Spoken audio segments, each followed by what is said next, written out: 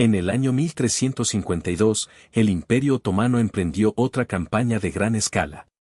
En esta ocasión, su objetivo no era simplemente expandir sus fronteras o conquistar nuevos territorios, sino penetrar profundamente en el corazón de Europa Central con la intención de destruir definitivamente Viena, uno de los principales símbolos de los logros europeos y bastión de la protección cristiana de las tierras balcánicas y centroeuropeas.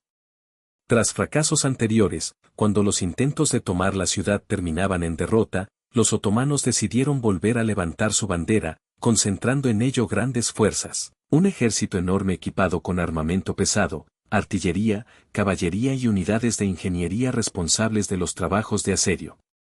Todo conducía a una misma convicción, que esta vez las cosas serían diferentes.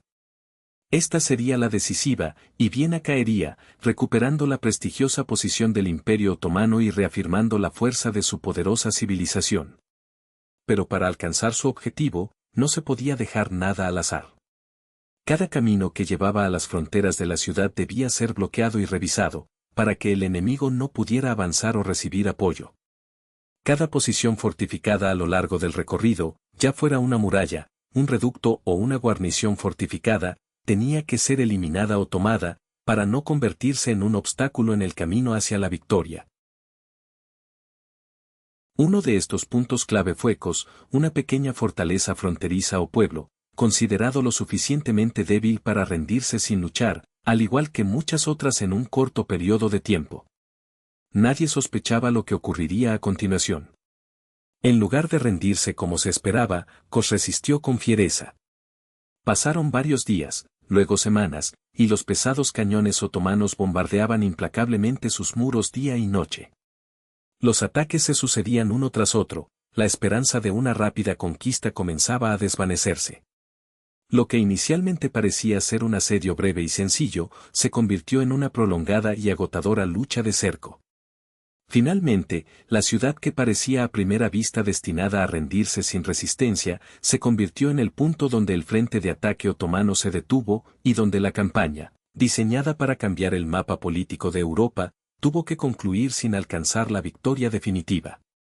En el corazón de Europa, a principios de los años 50 del siglo XVI, la paz a principios de la década de 1530 parecía más una ilusión que una realidad. Las operaciones militares cesaron, pero no se lograron acuerdos globales. Cuando el ejército otomano se retiró de Viena en 1520, solo quedó un alivio momentáneo. La ciudad resistió, pero ningún acuerdo que estableciera fronteras o definiera el equilibrio político fue firmado. En su lugar, la región quedó en un estado de incertidumbre, disuelta entre la espera constante de un nuevo golpe y la inexorable certeza de futuros enfrentamientos. Para el Imperio Otomano, esa retirada de Viena no fue vista como una derrota en el sentido clásico. Las condiciones climáticas, la distancia y las dificultades logísticas intervinieron en el plan, pero no destruyeron el poder del ejército otomano. Este demostró que era capaz de llegar a Viena, pero quedaba abierta la pregunta, ¿podrá completar lo comenzado? En los años siguientes, en el territorio de Hungría, entre feudos desgarrados y fragmentados, la inestabilidad se agravaba cada vez más. Los gobernantes luchaban por el poder, uno tras otro, surgían pretendientes, unos tomaban fortalezas amuralladas y las devolvían a su control, otros juraban lealtad desesperadamente, solo para no perder sus propias posiciones. La lealtad aquí dependía de numerosos factores: cercanía, presión, necesidad de supervivencia. Para el Imperio Otomano, todas esas disputas internas y movimientos no eran obstáculos, sino una oportunidad. La frontera dividida significaba una defensa débil y fragmentada, lo que creaba una situación favorable para una ofensiva, pues no había resistencia unificada, y esto abría amplias perspectivas para la expansión. Por eso, el gran visir Suleimán II, más conocido como el Grande, no podía permitirse dejar la situación en un estado de incertidumbre y larga calma. Comprendía que un imperio basado en el movimiento constante no podía tolerar frentes sin tratar. Dejar Viena sin una derrota decisiva año tras año sería arriesgado, esto podría convertir una derrota temporal en símbolo de límites y debilidad. Un papel importante lo jugaba también el tiempo, en toda Europa se reforzaban las fortificaciones, aparecían nuevos reductos, se fortalecían los antiguos, se consolidaban alianzas, aunque no todas estaban perfectamente coordinadas y unidas. Cada año de retraso reducían la influencia que se podía ejercer sobre el enemigo y aumentaban las posibilidades de resistencia. Era necesario actuar lo más rápido posible, antes de que la resistencia se convirtiera en una fuerza organizada y coordinada capaz de ofrecer una oposición seria. Se tomaron decisiones que dejaron de ser solo teóricas. Para el año 1530 ya se planificaba una nueva campaña militar como un avance cuidadosamente elaborado y controlado, no como un riesgo de enfrentamiento cuerpo a cuerpo o una repetición del fracaso de 2 años atrás. La estrategia consistía en consolidar la superioridad a lo largo de toda la frontera con Hungría, eliminar las resistencias restantes y recuperar la libertad de avanzar hacia el oeste en condiciones más favorables. Y si lograban volver a ejercer presión sobre la ciudad estratégicamente importante, Europa, debilitada por múltiples tensiones, podría desintegrarse ante la potencia otomana, y su avance convertirse en el paso final hacia una dominación más amplia en la región. Las preparaciones para la ofensiva comenzaron meses antes de que el ejército partiera hacia la campaña. Las autoridades militares del imperio emitieron la orden de reunir fuerzas y en todo su territorio, que abarcaba vastas regiones y provincias alejadas, empezaron a concentrarse las tropas. Exploradores, ingenieros y oficiales preparaban minuciosamente el equipo de asedio y campo, máquinas desmontables, battering rams, escaleras y fortificaciones para la protección de los campamentos. Las líneas de abastecimiento se planificaban meticulosamente, se fortalecían y se patrullaban para asegurar un flujo ininterrumpido de alimentos, armas y todo lo necesario para una campaña prolongada. Todas estas acciones recordaban más una calibración pausada antes de un ataque repentino, que una preparación apresurada, parecían una corrección lenta y segura de una pausa tomada tras una reflexión prolongada. Al otro lado de la frontera, en las zonas fronterizas, los habitantes y las pequeñas fortalezas también percibían la cercanía del peligro mucho antes de que aparecieran las primeras banderas de avance. No esperaban salvarse, confiando en poder detener al enemigo. Su tarea no era ofrecer una resistencia total, sino ralentizar el avance del adversario, intentar distraerlo y dispersar sus esfuerzos, hacer que pierda tiempo, fuerzas y atención donde le resultaba más perjudicial. Entre esas fortalezas y pequeños puestos destacaba un pueblecito llamado Kos, conocido en los relatos occidentales como Gans. Era de tamaño modesto, con armas menos potentes y no destinado a enfrentar toda la embestida del ejército superior. Su papel era molestar y retrasar al enemigo, creando obstáculos en su camino que pudieran ralentizar su movimiento y generar gastos innecesarios de recursos. Cuando llegaba la temporada de verano y el clima cálido, los troncos y columnas del ejército otomano comenzaban por fin su movimiento. Al principio avanzaba un destacamento de vanguardia, exploradores, caballería ligera e ingenieros que verificaban el estado de los caminos, fortalecían los vados y eliminaban obstáculos. Avanzaban al frente, en una línea desplegada que se extendía según progresaba el avance. Luego venía la mayor parte del ejército, caballería pesada, infantería, artillería, columnas de suministros y unidades auxiliares, formando un organismo gigante en movimiento, que se estiraba a través de las llanuras. Todo ese flujo, que se dirigía hacia la frontera, era tan imponente que no podía calificarse de otra forma que una enorme fuerza militar capaz de alterar el equilibrio de poder. Para tener éxito en una campaña de tal escala, era necesario garantizar la seguridad de los flancos, evitar emboscadas o ataques del enemigo, y también impedir que se rompieran las cadenas logísticas de suministro. En los alrededores de la frontera, incluso el puesto fortificado más pequeño se convertía en un objetivo potencial para incursiones y ataques que podían retrasar o destruir toda la campaña. La desatención a tales pequeños fuertes era inaceptable, incluso la más mínima pérdida podía acarrear problemas mayores en las operaciones posteriores.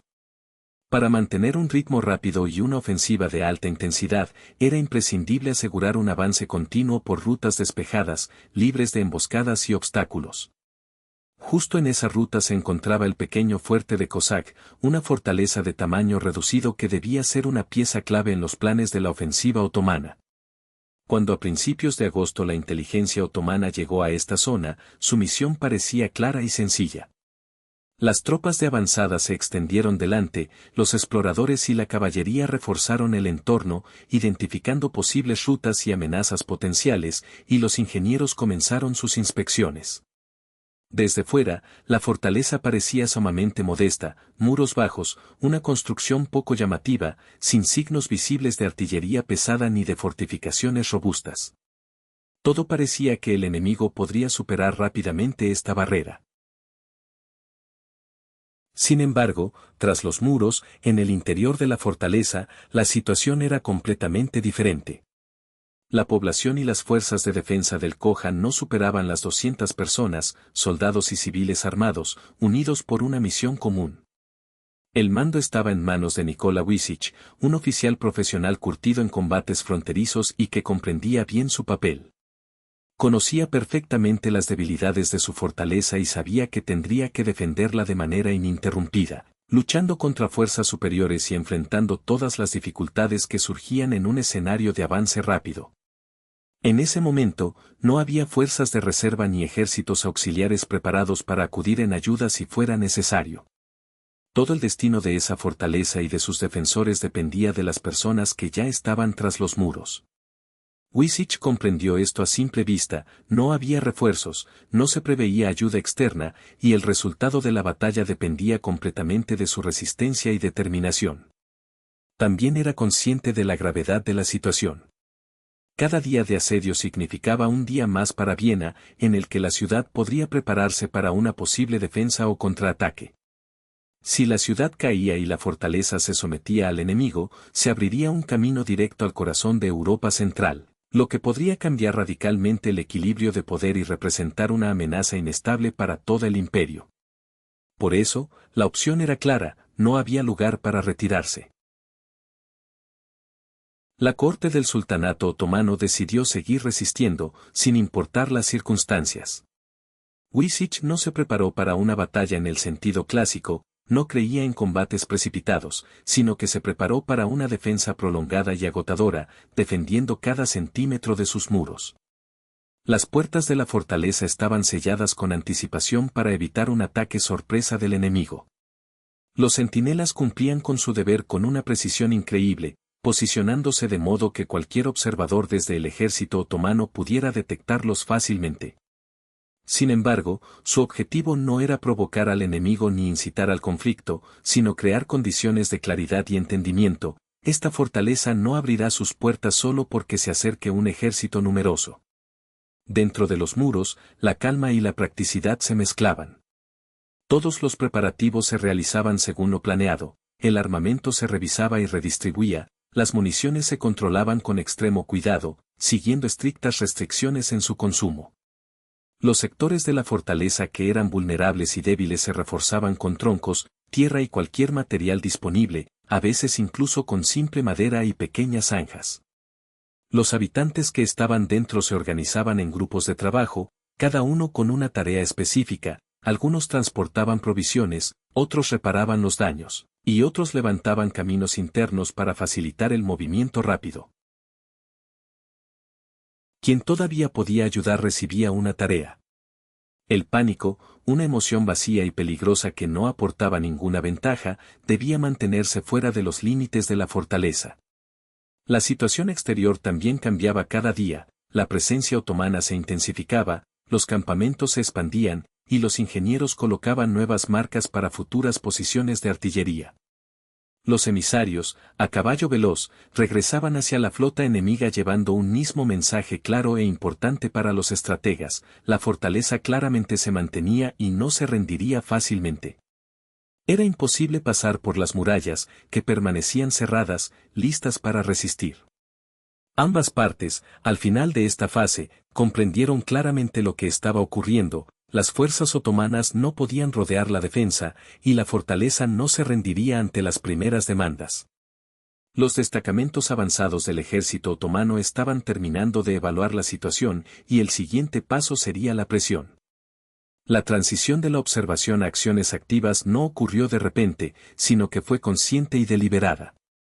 Cuando se tomó la decisión de tomar la fortaleza de Kuşesek por la fuerza, el ejército otomano pasó a su táctica habitual. Los ingenieros fueron los primeros en ponerse en marcha, cavando trincheras, profundizando lentamente en la tierra bajo una protección sólida, construyendo fortificaciones de tierra, y arrastrando troncos para levantar las cadenas defensivas. Todo esto sucedió sin prisa y sin apurarse. Era importante preparar la fortaleza para el asedio con cuidado y minuciosidad. Luego, entró en acción la artillería. Los cañones se posicionaron con valentía y método, no para causar efectos espectaculares, sino para cumplir con su objetivo, ejercer presión. Los primeros disparos fueron calculados, verificando los puntos débiles de las murallas, marcándolos y enviando un mensaje claro a los defensores: esta batalla no será rápida ni sencilla. Por el lado interior de la fortaleza, las alteraciones se hicieron evidentes de inmediato. Las losas de piedra crujían, el polvo caía del techo, los sonidos de los disparos se volvían más fuertes y agotadores. El propio Nikolai Yorish comprendía que la etapa inicial del asedio era una de las más peligrosas, ya que no solo la destrucción, sino también el miedo, podía destruir el espíritu de los defensores. Si la moral se derrumbaba rápidamente, toda la fortaleza sería inútil. Por eso, hacía todo lo posible por concentrar a sus hombres y evitar el pánico. Los disparos de respuesta estaban estrictamente limitados y controlados. Los proyectiles se cuidaban para que alcanzaran toda la larga duración de la batalla y no solo para crear un ruido ruidoso. Cuando el enemigo se acercaba más a las murallas, los defensores reaccionaban con rapidez, disparaban con mosquetes, lanzaban flechas y arrojaban pequeñas piedras desde lo alto para molestar y retrasar al enemigo. No buscaban tomar territorio, sino mantenerlo, distrayendo a los atacantes y aplastando su iniciativa. Poco después, los otomanos emprendieron los primeros asaltos directos y avances de exploración, probando la defensa, identificando puntos débiles y consolidando sus posiciones. Pequeños grupos de asalto avanzaban sin obstáculos con escaleras, poniendo a prueba las reacciones de los defensores y confiando sinceramente en encontrar alguna señal de vacilación o flaqueza. Cada uno de sus pasos era resistido con dureza por parte de los que defendían. Las escaleras eran apartadas, los hombros de los enemigos cargados con esfuerzos, y algunos de los atacantes caían, incapaces de soportar la presión. Estos ataques no buscaban romper la fortaleza en un instante ni planearon conquistarla en un solo día, pero en su curso se descubrió algo inesperado. La guarnición permanecía cohesionada, mantenía la disciplina y el espíritu combativo, y seguía luchando y resistiendo. Pasaron los días, la asediada fortaleza mantenía su resistencia, y la artillería seguía alcanzando las murallas de la fortaleza. Algunas secciones de los muros se agrietaban formando grietas, pero en ningún momento caían ante el embate del enemigo. Dentro del principado ardían incendios que los habitantes apagaban rápidamente, trabajando hombro con los soldados para extinguir las llamas y evitar su propagación. Los combatientes heridos eran retirados del campo de batalla, en su lugar se seleccionaban otros, a menudo ya cansados y desgastados por la larga lucha nocturna o diurna. Para los defensores, cada día vivido en esa lucha que se volvía sin esperanza parecía prestado, como si estuvieran a un paso del límite, prometiendo que solo un poco más y llegará el amanecer. Para los sitiadores, en cambio, cada día, agonizantemente prolongado, era percibido como una pérdida inútil, ya que todos los recursos, de por sí agotados, se desvanecían. Una cosa era clara: la superioridad numérica del ejército del Imperio Otomano era indiscutible. Podían cambiar unidades, compensar pérdidas y continuar el avance, mientras que Ksik no disponía de tal oportunidad. Cada pérdida, por pequeña que fuera, debilitaba aún más la línea defensiva, que ya era sumamente frágil. En cada minuto de lucha y muerte, este bastión fortificado se hacía más débil, pero seguía resistiendo, a pesar de todo. A mediados de agosto, en el campamento otomano empezó a filtrarse un espíritu de desilusión preocupante. Lo que antes parecía que tomaría unos pocos días se había estirado por semanas, y las reservas seguían disminuyendo. El tiempo se agotaba, las condiciones climáticas empeoraban y el objetivo principal de las tropas otomanas seguía siendo Viena, inmóvil e inexpugnable, como esperando que su captura fuera imposible. Křik se convirtió no solo en un punto estratégico sino en un verdadero dolor de cabeza para el mando otomano. Se había convertido en un problema que debía resolverse, pues cada asalto fallido requería nuevos cálculos y esfuerzos. Necesitaban cañones adicionales, intensificar la presión, disponer de más tiempo, y precisamente el tiempo se convirtió en el recurso más valioso y vulnerable en esta función. Dentro de la fortaleza, la situación alcanzaba un nivel crítico y la claridad se volvía evidente, no había refuerzos, las murallas no se habían fortalecido milagrosamente, ni una decisión repentina podía cambiar lo que les esperaba. La euforia y las esperanzas habían desaparecido, quedaba solo la resistencia. En el transcurso de la lucha por cada segundo, por cada hora, el asedio se prolongaba, fortaleciendo en ambos lados la sensación de que no había salida. Para los defensores, cada minuto parecía tomado cuidadosamente del destino, entregado en sus manos con la esperanza de que la paciencia y la astucia todavía pudieran ayudar. Para el mando otomano, cada día transcurrido significaba un aumento de la presión, que avanzaba inexorablemente, independientemente de los éxitos o fracasos. A mediados de agosto, la situación empezó a tomar un giro inesperado, al cual el ejército otomano no estaba preparado. Kos permanecía en pie, aunque dañado y con fisuras. Su línea defensiva sufría daños graves, algunos tramos de la muralla estaban agrietados y debilitados. Los defensores estaban exhaustos y tenían escasez de comida y suministros. La mayoría estaban heridos y no podían eliminar completamente el dolor, continuando la lucha incluso en un estado de extrema fatiga. Los habitantes, cada día, acudían a reparar los daños, sin ahorrar esfuerzos, transportando agua, medicinas y provisiones a través del humo y la ceniza de los escombros. Ya no quedaban ilusiones, si las murallas caían por completo, la defensa se derrumbaría en un instante y la ciudad perdería sus últimas fronteras de protección. Sin embargo, la fortaleza seguía resistiendo y dificultaba que el enemigo lograra la victoria final. Este momento se convirtió en un punto de inflexión, en el que el asedio dejó de ser un problema local y se convirtió en una cuestión estratégica crucial. El objetivo principal de la campaña seguía siendo Viena, que, a diferencia de las dificultades temporales, no había sido afectada por ese entonces. Cada día en Kos significaba un día sin avance hacia el oeste, lo que afectaba gravemente el curso general de los hechos. La información sobre la situación se transmitía a través de la cadena de mando, y cada día se producían cambios en los cálculos y planes estratégicos. La operación militar, que había comenzado con tanta confianza, gradualmente fue cediendo paso a una realidad más dura y desagradable. Incluso si al día siguiente Kos fuera tomado por asalto, ya era claro, el daño y las pérdidas eran irreversibles. Los movimientos de tiempo, dirección y fuerzas comenzaron a desplazarse.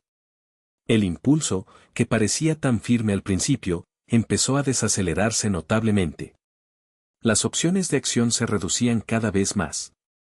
Para el sultán Solimán el Magnífico, la decisión ya no estaba relacionada con el orgullo o con la sed de venganza por los fracasos, sino que dependía de la evaluación del riesgo.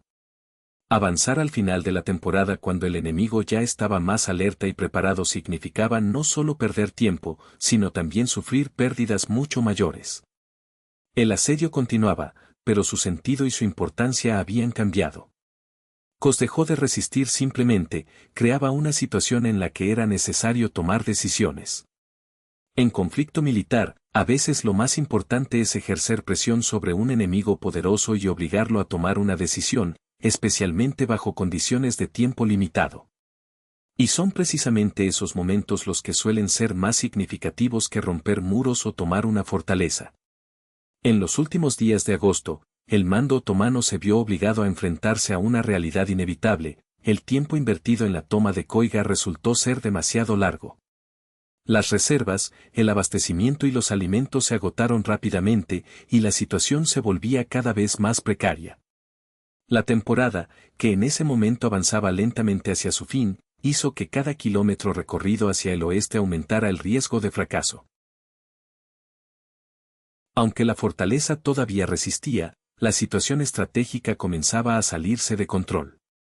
Avanzar hacia el oeste, para acercarse a Viena al final de la temporada, implicaba enfrentarse a una defensa más fuerte, además de que la logística estaba bajo la presión del tiempo y los recursos.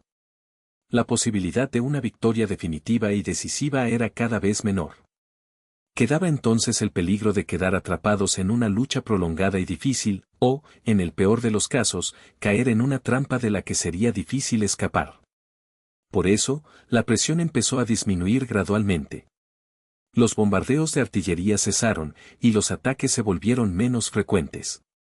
Las tropas comenzaron a mover su posición, no hacia adelante, sino lateral y hacia atrás, para fortalecer sus posiciones o prepararse para la retirada. Los campamentos se reorganizaron, todo el armamento y el equipo se prepararon para ser movidos, no para nuevos ataques. En esta etapa, la estrategia del sultán fue tomar una decisión clave: el asedio debía terminar. Las fuerzas comenzaron a retirarse gradualmente de Coiga. Esta orden permaneció oculta al mundo exterior, sin señales de victoria ni capitulación. La retirada se realizó por etapas, con precisión y cuidado. Primero, se retiró la artillería a posiciones de refugio, luego, se desmontaron los campamentos más cercanos, y las unidades avanzadas empezaron a abandonar las posiciones ocupadas durante varias semanas. Para ese momento, las hostilidades activas prácticamente habían terminado. Incluso si los sitiados dentro de la fortaleza aún no podían comprender completamente que había comenzado la etapa final, Nicola Juroik y sus defensores no se permitieron alegrarse ni celebrar. Esperaron hasta que quedó absolutamente claro que el enemigo realmente se retiraba. Y solo cuando fue evidente sin lugar a dudas que las fuerzas del ejército otomano comenzaban a retirarse de toda la zona sitiada, los defensores aceptaron por fin la dura verdad: el asedio había terminado. No por la toma o capitulación, sino por la retirada del enemigo. Los defensores, a pesar del cansancio y los daños, permanecieron con vida, lograron salir del cerco y entraron en la ciudad, que en las semanas pasadas se convirtió en ruinas llenas de humo y fuego. Las paredes estaban dañadas, las casas en ruinas, por todas partes yacían heridos y agotados, prueba de las duras pruebas soportadas. No tenían ilusiones respecto a ningún festejo o triunfo. Solo quedaba la lucha por la supervivencia y la clara conciencia de su valor y coste. Fuera de Cosiga, el ejército otomano continuó su camino, redirigiendo fuerzas hacia nuevos objetivos, dejando atrás la batalla que, a pesar de su duración, terminó así, sin amenazar a nadie, pero dejando huellas profundas en el destino de los defensores y en las peligrosas rutas de sus oponentes. El camino que llevaba a Venecia estuvo cerrado para siempre ese año. Y aunque parecía que esto significaba una victoria definitiva de los adversarios, en realidad las cosas no eran tan sencillas. El gran enfrentamiento europeo, que muchos temían, nunca ocurrió. La razón no residía en la falta de poder del imperio, sus fuerzas eran colosales, sino en que el tiempo se había agotado. Al fin y al cabo, para Cosiga lo importante no era el resultado de la batalla contra un ejército de decenas de miles de soldados. Lo principal para él era lograr que ese ejército se detuviera, reflexionara y tomara una decisión. Y precisamente esa decisión con el tiempo cambió toda la estrategia y el curso de la campaña. Cosiga no fue quien puso fin a la guerra. Hizo algo mucho más tranquilo y, al mismo tiempo, más profundo y duradero. El enfrentamiento entre el Imperio Otomano y los Habsburgo continuó muchos años más. Avanzaron nuevos ejércitos, las ciudades caían, las fronteras cambiaban de línea una y otra vez. Pero desde 1532 en la historia se consolidó una regla simple pero muy importante: incluso las campañas más poderosas y sofisticadas pueden ser frustradas en los lugares que, por alguna razón, se niegan a desaparecer según lo previsto. Cosiga no se convirtió solo en un punto en el mapa o en un ejemplo de destrucción. Se convirtió en un símbolo de moderación y paciencia, un recordatorio de que el tiempo no solo es un enemigo, sino también un arma. A diferencia de golpes contundentes o victorias triunfantes, la disciplina excesiva, la paciencia en avalancha y la renuencia a rendirse demasiado pronto pueden ser igual de efectivas. Para Nicolás V y quienes lo apoyaban, no había desfiles ni festejos. Todo lo que quedó fue la memoria, transmitida de generación en generación, preservada y tan importante como la misma historia.